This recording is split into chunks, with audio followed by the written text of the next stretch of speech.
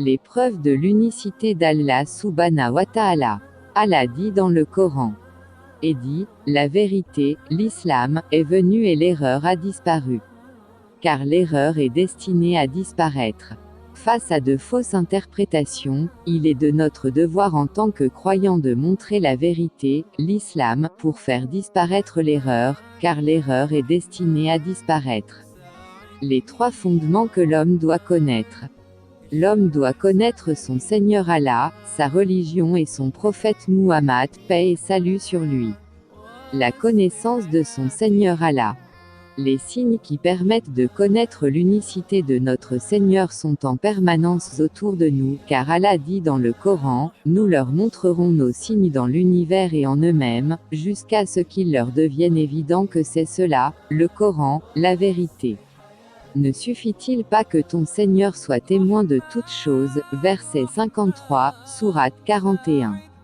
Allah est témoin de toutes choses, c'est-à-dire, il est le créateur de toutes choses, il est le premier, Al-Awwalu, mais aussi il est le dernier, Al-Akhiru. Preuve logique colorimétrique. La disposition actuelle des raies de l'arc-en-ciel nous permet de proposer une disposition originale. Dans cette proposition, il s'agit d'inverser la couleur jaune avec sa couleur complémentaire le bleu, puis de remplacer la couleur violette, dont les caractéristiques colorimétriques sont RBV, 164, 163, 74, par le magenta qui se définit comme une absence totale de couleur verte RBV, 255, 255, 000, et d'éliminer la couleur orange car elle n'intervient dans aucune des synthèses.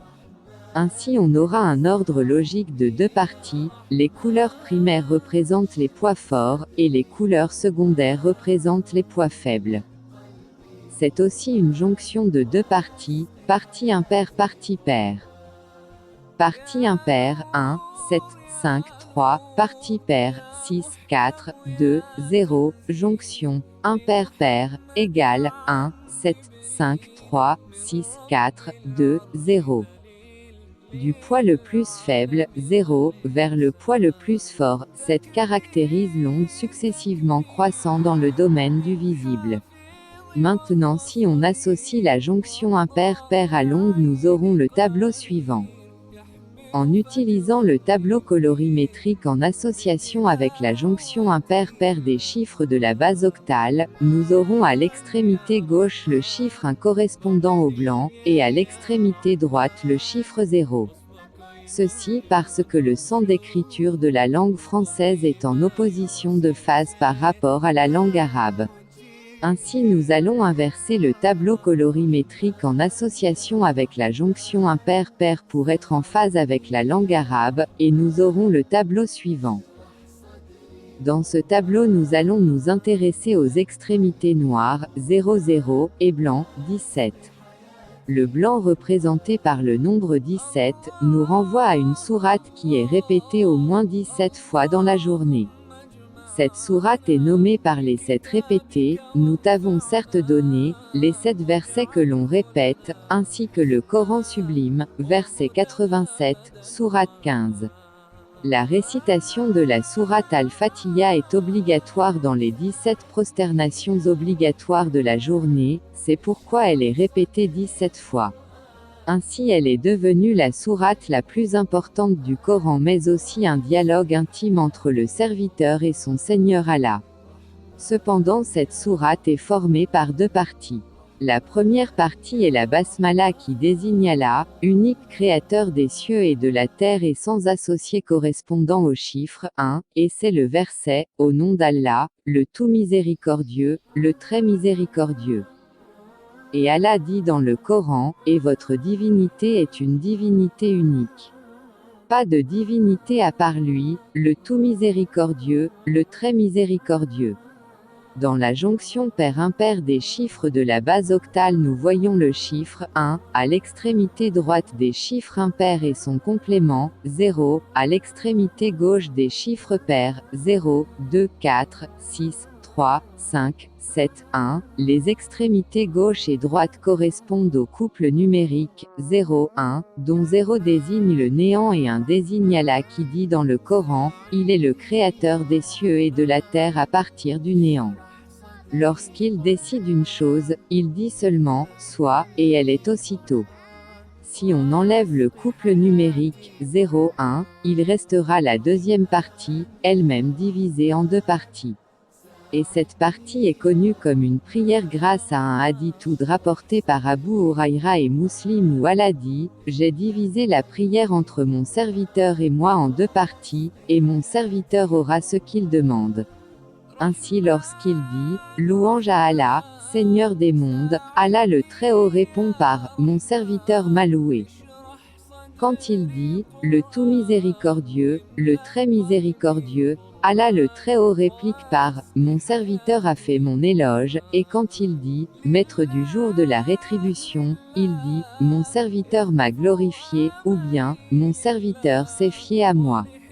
Quand il dit « C'est toi seul que nous adorons et c'est toi seul dont nous implorons secours », il affirme « Ceci est entre mon serviteur et moi, et mon serviteur aura ce qu'il demande ».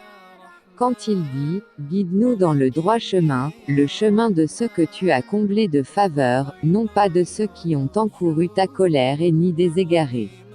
Il dit « Ceci est pour mon serviteur et mon serviteur aura ce qu'il demande ». Cette prière est divisée en deux parties. La première partie est composée par les 3 versets de la Fatiha. Louange à Allah Seigneur de l'univers. Le tout miséricordieux, le très miséricordieux maître du jour et de la rétribution. Ces 3 natures composent le tawhid ou monothéisme pur. La deuxième partie représente des demandes que le serviteur adresse à son Seigneur Allah, c'est toi seul que nous adorons, et toi seul dont nous implorons secours, guide-nous dans le droit chemin. Le chemin de ceux que tu as gratifiés de bienfaits, non de ceux qui ont encouru ta colère, ni des égarés. Ainsi les chiffres impairs, 7, 5, 3, représentent la première partie. En colorimétrie elles correspondent aux couleurs primaires RBV, rouge, bleu, vert, et les chiffres pairs, 6, 4, 2, représentent la deuxième partie de la prière et correspondent aux couleurs secondaires CJM, cyan, jaune, magenta. Les versets de la Fatiha sont des couples complémentaires comme les phases de la lune, couple, 0, 1, couple, 2, 3, couple, 4, 5, couple, 6, 7, jonction pair-impair, 0, 2, 4, 6, 3, 5, 7, 1. Les 7 versets forment les 7 segments de l'afficheur numérique, et l'afficheur numérique 7 segments donne le chiffre 8 parce qu'il tient compte du chiffre 0. Ainsi tous les versets sans équivoque peuvent être répartis dans les 7 versets de la Fatiha, et pour les versets à équivoque il faudra les mettre dans l'adresse 0 ou chiffre 0 dont leur interprétation est une source d'égarement, car nul ne connaît l'interprétation sinon Allah comme le montre le verset suivant. C'est lui qui a fait descendre sur toi le livre, il s'y trouve des versets sans équivoque, qui sont la base du livre, et d'autres versets qui peuvent prêter à d'interprétations diverses. Les gens, donc, qui ont au cœur une inclinaison vers l'égarement, mettent l'accent sur les versets à équivoque, cherchant la dissension en essayant de leur trouver une interprétation, alors que nul n'en connaît l'interprétation, à part Allah. Mais ceux qui sont bien enracinés dans la science disent, nous y croyons, tout est de la part de notre Seigneur. Mais, seuls les doués d'intelligence s'en rappellent, verset 7, sourate 3. Le couple 0-1 veut dire aussi que l'adresse 0 est le domaine des versets à équivoque et leur interprétation n'est connue que par Allah 1. Ainsi un serviteur d'Allah peut écrire à la main n fois le Coran, mais s'il interprète les versets à équivoque il est toujours dans l'égarement. 0 est aussi le néant et il n'est connu que par Allah. Prières et salutations sur notre maître Muhammad, sur sa famille, sur ses compagnons, et sur tous ceux qui suivent sa sunna. Et Allah subhanahu wa ta'ala est plus savant.